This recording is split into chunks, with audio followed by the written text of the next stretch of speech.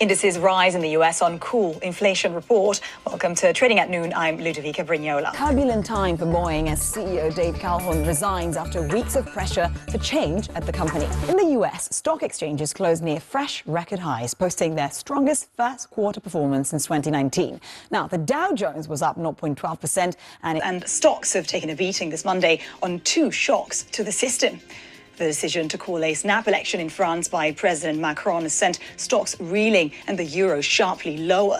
And strong gains by the far right in elections to the European Parliament have caused dismay among investors. Both events introduce an element of uncertainty for the direction of policy.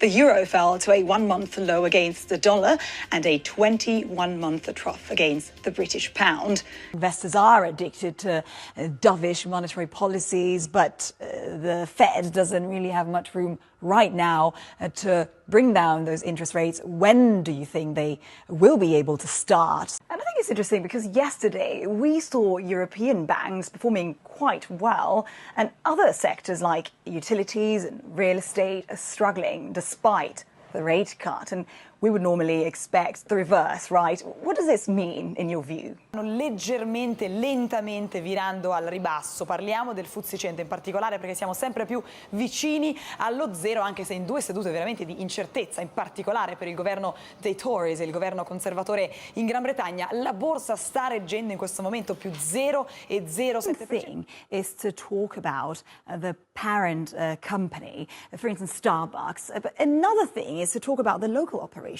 of Starbucks in a certain country, for instance, Iraq. What is being impacted the most, I wonder? The actual company or the local workers, for instance? Let's get to equity markets now. And Wall Street jumped at the open with the S&P 500 and the Nasdaq touching fresh record highs. Softer than expected consumer prices data reassured investors that inflation is cooling, boosting hopes for rate cuts from the Fed later this year. Is there, in your opinion, an intrinsic problem when it comes to the supply side? And I mean, there could potentially be an increasing production in the US, Russia potentially, again, coming off the sanctions list, and then obviously keeping an eye on Iran. What's happening on the supply side?